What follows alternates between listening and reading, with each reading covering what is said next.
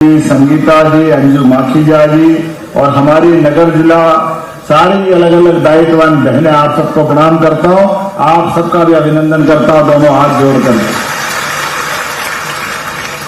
सच में आज मां अहिल्या की नगरी धन्य हुई और ये सभागार भी हमारे बीच भारत रत्न स्वर्गीय लता मंगेशकर जी के नाम पर है और लता मंगेशकर जी की जन्मस्थली भी इंदौर है और इसी इंदौर में बहुत सारे रिकॉर्ड बने हैं अहिल्या माता के जमाने से। और यशस्वी प्रधानमंत्री ने जो निर्णय लिया, जोरदार अभिनंदन करें माननीय नरेंद्र मोदी जी का।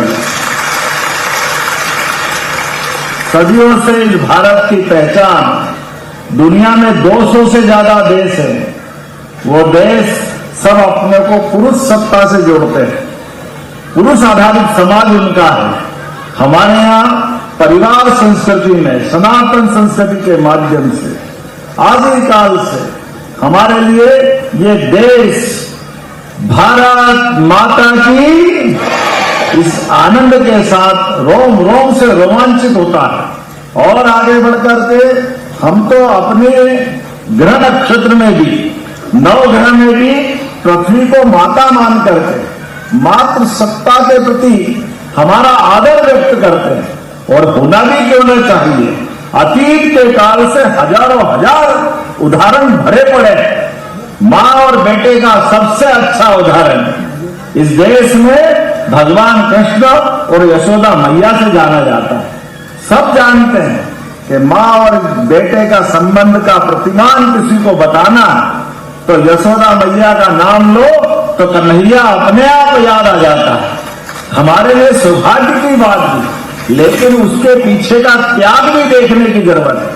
अगर यशोदा मैया की तरफ से देखें और नंद बाबा की तरफ से देखें, हमारे अपने आस्था के कारण से, भगवान कृष्ण की लीलाओं के कारण से माता यशोदा का ये पक्ष थोड़ा दब जाता है कि कन्हैया उनकी गोदी में अगर आया तो कन्हैया के पहले यशोदा ने क्या कीमत चुकाई। नंद बाबा और वसुदेव दोनों दोस्त हैं और अपने दोस्त के एक नहीं, दो नहीं, तीन नहीं, चार नहीं, 7 बच्चों को जेल के अंदर पैदा होते ही कंस ने पत्थर पर पटक करके नारियल की तरह फोड़ करके मारा। ये कष्ट नंद बाबा को भी मालूम, ये कष्ट यशोदा माता को भी मालूम। और ऐसे में 8वें बच्चे को बचाना है, किसी हालत में इस बच्चे को बचा करके अपने दोस्त के बच्चे की भी रक्षा करना। ऐसे में कभी कोई दुनिया में कल्पना कर सकता है अपने दोस्त के बच्चे को बचाने के लिए नंद बाबा और यशोदा अपनी बच्ची को मरने के लिए दे दे और कृष्ण भगवान को अपने पास पाल पोस करके बड़ा करे और ऐसा करे कि भूल ही जाए कि ये इनका कृष्ण भगवान का माँ बाप असली रूप किसका है। कैसा प्रेम है यशोदा मैया का। ये अपने प्रेम की पराकाष्ठा, जोरदार अभिनंदन करें माता यशोदा के लिए। भगवान कृष्ण के जीवन का हम सब जानते हैं, उनके 2 माँ बाप वसुदेव देवकी, वो तो 11 साल की उम्र में मिले जब कंस को मार दिया। लेकिन कृष्ण भगवान पर बाल बराबर भी कष्ट आ जाए तो यशोदा माँ अपनी जान की बाजी लगा देती थी। क्या बच्चे को पाला पोसा बड़ा किया है। सच में आल की पाल की क्या 5000 साल पुराना अपना वो दौर याद करें।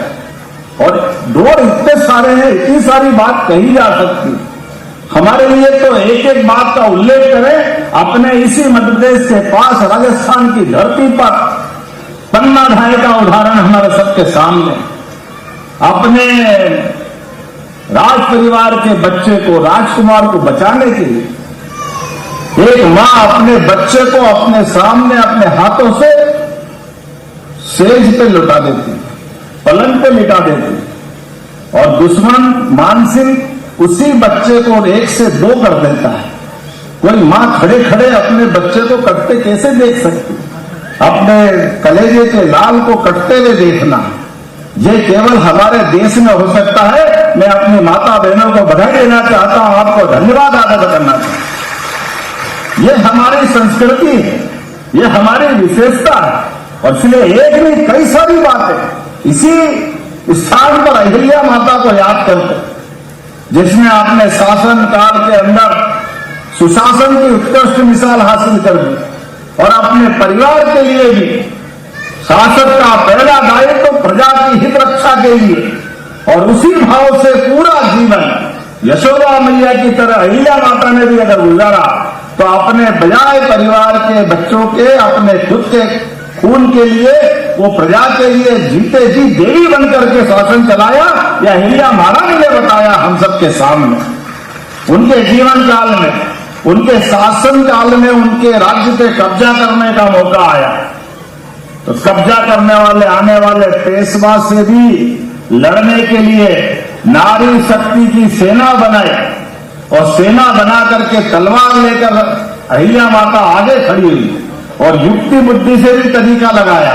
युद्ध में बराबर करना हो तो कोई दिक्कत नहीं, लेकिन पत्र लिख करके अपनी बुद्धिमत्ता का परिचय भी दिया कि भाऊ उज्जैन तक तो तुम आ गए हैं, अगर इंदौर की तरफ आ रहे हो आओ, हमारे तलवार हमारी सेना तुम्हारा स्वागत करने के लिए तैयार है। लेकिन याद रखना इतिहास में ये बहनों के साथ होने वाला युद्ध तुमको दोनों तरफ से किस प्रकार से एहसास कराएगा। अगर हम हारे तो भी ये माना जाएगा कि हमने अपने देश से प्राण न्यौछावर कर दी, और तुम जीते तो लगेगा बहनों को हराकर क्या तीर मार लिया। ये अपनी युक्ति बुद्धि के साथ दोनों स्थिति में तुमको क्या होने वाला, हम हारने वाली नहीं है, हमको जीतेंगी तो तुम्हारे माथे पे कलंक लगेगा कि बहनों ने एक बड़े योद्धा को हराया, अब तुम्हारे हाथ में तुमको क्या करना चाहिए। और एक ये नहीं, रानी दुर्गावती, ये मध्य प्रदेश की धरती तो बहनों के ऐसे पराक्रम पुरुषार्थ से भरी पड़ी है। यही रानी अपनी दुर्गावती, जबलपुर की रानी, पूरे क्षेत्र में अकबर के उस शासन काल में जब अकबर का पूरा देश नाम थर्राना था पूरे देशवासियों का, लेकिन रानी दुर्गावती ने एक नहीं दो नहीं 52 युद्ध लड़े और 52 ही युद्ध में हमेशा युद्ध में विजय प्राप्त की। और आखिरी युद्ध था, उस समय नया प्रयोग हुआ तोप का आना हमारे देश की सेना और बाकी व्यवस्था के लिए नया प्रयोग था। ऐसे में हाथी घोड़े जो हमारे युद्ध में उस समय के सहायक थे, तोप की आवाज से इनके मन में भय हो जाता था। और उसके हाथी का क्या हुआ वो तो 2000 साल पुरानी बात, लेकिन अभी 400 साल पहले हमारे मध्य प्रदेश की धरती पर जब ये घटनाक्रम आया और रानी दुर्गावती ने अपने महावत से कहा कि महावत ये युद्ध मुझे मालूम है जरा आखिरी मौके पे आएगा, और किसी भी कारण से इस युद्ध में अगर पराजय की तरफ अपनी सेना बढ़े तो अपने सैनिक से कहा कि ये सैनिक ये खंजर तुमको देती हूं, मैं जीते जी युद्ध करूंगी और मरते हुए भी मैं अपने शरीर को दुश्मन को देना नहीं चाहूंगी, इस खंजर से तुम मेरा शरीर का अंत कर देना, ये तुमको ड्यूटी देती हूं। अब युद्ध वास्तव में सायंकाल खतरनाक मोड़ पे पहुंचा, लगातार जीतते जीतते बाजी पलटी तो उससे हाथी भागने लगे और पराक्रम का पराकाष्ठा करने के बाद भी रानी दुर्गावती युद्ध के आखिरी मौके तक पहुंची और पहुंचते पहुंचते एक तीर लगा दुर्गावती की आंख से, आंख फोड़ते हुए तीर खोपड़ी से बाहर निकला, दूसरा तीर लगा रानी की आंखें बाहर होती जा रही। ऐसे में एक आंख से कड़क से देखते हुए उन्होंने अपने सैनिक से कहा, सिपाही तुमको क्या आज्ञा दी। सिपाही हाथ जोड़ के खड़ा हो गया, मां मैंने जीवन भर आपका नमक खाया, आपने मुझे बच्चे की तरह पाला, मैं मेरे हाथ से आपका कैसे वध कर सकता हूं, ये मैं सोच भी नहीं सकता हूं, आपको मारने के पहले मैं अपना प्राणांत कर लूंगा।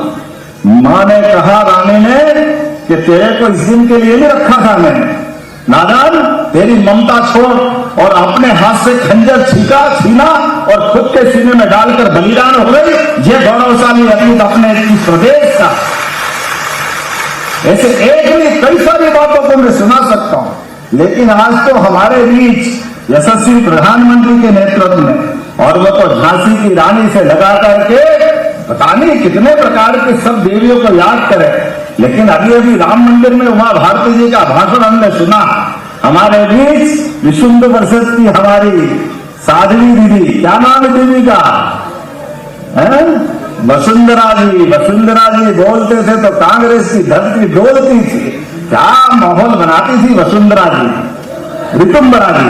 और हमारे बीच तो इसी इतनी पवित्र धरती पर दुर्भाग्य के साथ कहना पड़ेगा, कांग्रेस की नेता इसी धरती पर वंदे मातरम का अपमान करे, भारत माता का अपमान करे।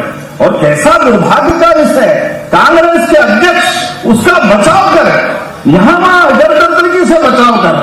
अरे भाई ये कौन सी बात है? ये इसी देश के अंदर, प्रदेश के अंदर यहां कई मुस्लिम बहनें भी बैठी, मैं आपको नमस्कार करता हूं, सबने वंदे मातरम गाया, ये हमारा गौरवशाली अतीत है, मैं आपका अभिनंदन करता हूं। यह उसी प्रकार से उस रास्ते पे ले जाने का कांग्रेस प्रयास कर रही है जिसने राम मंदिर के मामले में देश में दंगे करवाए। राम मंदिर का मामला आता था लगातार गलत बोल करके। यह उसी प्रकार से जब 3 तलाक का मामला आया था तो 3 तलाक पर इसी इंदौर की धरती से सावानो प्रकरण में जब सुप्रीम कोर्ट ने निर्णय कर दिया कि मुस्लिम बहनों की जिंदगी नर्क मत बना, कोई बेटी अगर शादी करके अपने पति के घर जाती है, साल 2 साल 2 बच्चे 3 बच्चे हो जाए, ऐसे में केवल तलाक करके उसको घर से बाहर निकाल दो, उस बेटी का क्या होगा, उस बहन का क्या होगा, उस महिला का क्या होगा, बाद में कौन उसको रखेगा, क्या चिंता करेंगे, उसकी जिंदगी नर्क बना देते हैं। सुप्रीम कोर्ट ने भी माना, लेकिन कांग्रेस के ये दो मुखे रूल रहते हैं, जो दो है देखने के दृष्टिकोण के चश्मे, उन्होंने फिर वोट बैंक की राजनीति के बलबूते सुप्रीम कोर्ट के निर्णय को भी बदल दिया। वो तो आरिफ मोहम्मद साहब के लिए जोरदार ताली बजाओ, उन्होंने मंत्रिमंडल से इस्तीफा दे दिया। इसी बात के लिए, नई बहनों के हक के लिए, हमारी बहनों का जीवन अगर सुप्रीम कोर्ट के निर्णय से बचता है तो 3 तलाक निरस्त होना चाहिए। लेकिन कांग्रेस ने वोट बैंक के कारण से फिर वो रोल अदा करा और 3 तलाक को अपने सुप्रीम कोर्ट के निर्णय को लोकसभा से बदला और गलत रास्ता पकड़ा। और इसी प्रकार से मुझे इस बात का धन्यवाद माननीय मोदी जी के नेतृत्व में एक ही सुप्रीम कोर्ट के 2 निर्णय को पालन कराने का ऐतिहासिक निर्णय मोदी जी ने कराया। जोरदार अभिनंदन नरेंद्र मोदी जी के लिए करें, जिनके कारण से 40 साल पुराना फैसला भी लागू करा करके 3 तलाक के कलंक से मुक्ति दिलाने का काम मोदी जी ने किया है। और हमारे लिए भगवान राम की वो अयोध्या नगरी, माता सरयू का धाम, प्रेम से बोलो जय जय श्री राम। वो भगवान राम के उस धाम के लिए सुप्रीम कोर्ट का निर्णय का पालन कराते हुए क्या हिंदू क्या मुसलमान पूरे देश में एक पत्ता नहीं खड़का और भगवान राम का धूमधाम से मंदिर का भूमि पूजन हुआ, फिर धूमधाम से गर्भगृह प्रवेश हुआ और इसी साल सूर्य स्नान भी हुआ। जोरदार अभिनंदन करें, ये बदलते दौर का भारत है। ये यशस्वी प्रधानमंत्री नरेंद्र मोदी जी के नेतृत्व में बदलते दौर का भारत दुनिया देख रही है और इसी का परिणाम है आने वाले इसी सप्ताह में आज स्वामी विवेकानंद जी की, आज हमें डॉक्टर अंबेडकर जी की जयंती है। वो सेन समाज के सेन जयंती भी आज ही मानी जा रही है। ऐसे में जब अंबेडकर जी ने संविधान की रचना की और अंबेडकर जी के जीवन में भी सबसे ज्यादा लड़ाई अगर अंबेडकर जी ने लड़ी तो माता बहनों को अधिकार को लेकर दी, कामन अधिकार, भाई और बहन में कोई फर्क नहीं। इसलिए वेतन में भी, वोट में भी, प्रसूति की छुट्टी में भी, महिलाओं को अपनी प्रॉपर्टी में माता पिता के अधिकार दिलाने में भी, तलाक के मामले में भी, हर जगह माता बहनों के लिए अंबेडकर जी ने लड़ाई लड़ी। वो लड़ाई 100 साल पहले अंबेडकर जी ने चालू की है। माननीय मोदी जी उसको एक तरह से आसमान की ऊंचाई पे ले जा करके 33% का आरक्षण देकर आपका मान बढ़ा रहे हैं, सम्मान बढ़ा रहे हैं। नारी शक्ति की यह अद्वितीय जीत है, 21वीं शताब्दी का सबसे बड़ा निर्णय है। आइए हम सब मिलकर के नारी सशक्तिकरण के इस अधिनियम का भी स्वागत करें, यथा योग्य प्रकार से जो जहां है जैसा है हर स्थान पर, हर समाज के हर व्यक्ति के लिए। मैं तो बड़ा एक तरह से उस बेटी को भी धन्यवाद दूंगा, लेकिन अपराध तो कर दिया उसने, लेकिन कांग्रेस के अध्यक्ष को माफ नहीं करूंगा। उसने भाषा बदल दी, लेकिन कांग्रेस के अध्यक्ष ने माफी नहीं मांगी कि भारत माता की जय बोलना वाकई गलती हो गई थी, वंदे मातरम बोलना अपराध है, वंदे मातरम को न बोल करके गलती करी। ये इसी कारण से तो कांग्रेस लगातार जमीन के अंदर जाते जा रही है। लेकिन क्या करे, रस्सी जल जाए और बल नहीं मिटे, ये कांग्रेस का अपना अतीत जाने क्या हो गया है। लेकिन जैसी करनी, जो जैसा करेगा भरेगा, हम क्या करेंगे।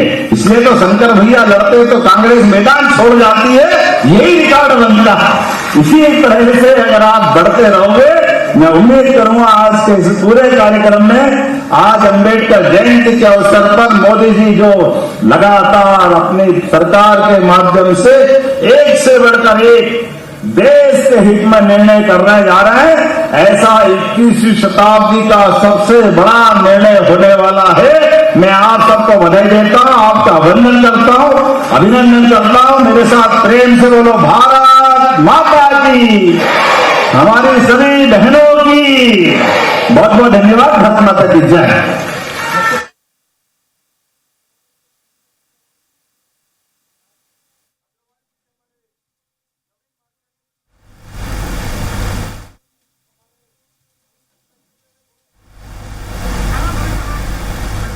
तो देखिए, इंदौर से आप ये तस्वीरें देख रहे थे जहां नारी शक्ति वंदन कार्यक्रम में मुख्यमंत्री डॉक्टर मोहन यादव पहुंचे हुए हैं और अभी वो संबोधित कर रहे थे इस कार्यक्रम को और बता रहे थे किस तरह से नारी शक्ति को लेकर भारतीय जनता पार्टी की सरकार काम कर रही है, किस तरह से योजनाएं बनाई जा रही है। और आज जब 136वीं जयंती भीमराव अंबेडकर की मनाई जा रही है, उसको लेकर भी ये बातें कर रहे हैं। तो तमाम आरोप कांग्रेस पर उन्होंने इस कार्यक्रम के जरिए जरूर लगाए हैं, तमाम वो बातें कही हैं जो भारतीय जनता पार्टी महिलाओं के लिए काम कर रही है और किस तरह से भीमराव अंबेडकर को लेकर भी भारतीय जनता पार्टी की सरकार